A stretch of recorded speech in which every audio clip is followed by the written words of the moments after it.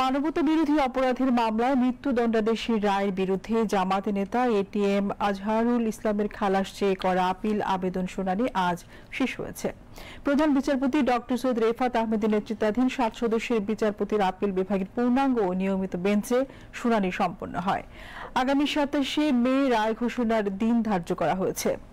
ATM আজহারের আইনজীবী advocate শিশির মনির শুনানি শেষে সাংবাদিকদের জানান, সিন্ডিকেট ইনজাস্টিসের শিকার হয়েছেন এটিএম আজহারুল ইসলাম। মিথ্যা সাক্ষী ও অযৌক্তিক প্রমাণের ভিত্তিতে প্রদান করা সাজা থেকে বেকসুর খালাসের রায় বিচার বিভাগের কলঙ্ক কিছুটা হলেও মোচন করবে।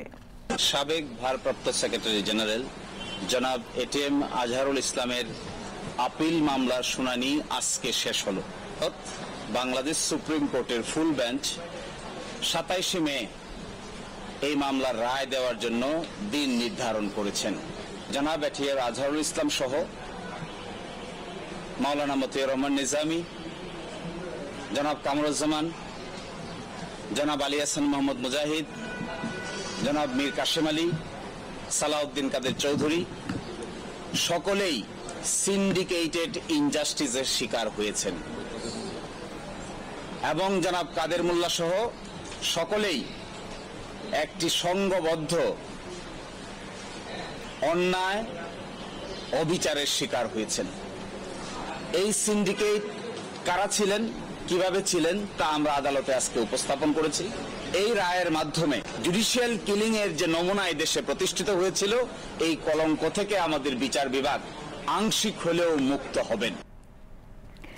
একই দিনে শেষ হয় ট্রাইব্যুনালের শুনানি। শুনানি শেষে প্রসিকিউটর গাজী মনোয়ার হোসেন তামিম বলেন, সৎ উদ্দেশ্যে প্রতিষ্ঠা করা আইনের অপব্যবহার হয়েছে বিগত 15 বছরে।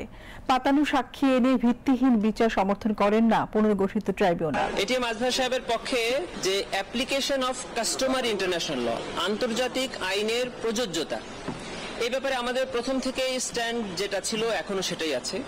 আন্তর্জাতিক আইনের ব্যবহার এই ট্রাইব্যুনালের আইনের ক্ষেত্রে যে আর্গুমেন্ট এটিএম আজহার সাহেবের পক্ষের আইনজীবীরা করেছেন, আমরা সেক্ষেত্রে কোনো দ্বিমত পোষণ করিনি।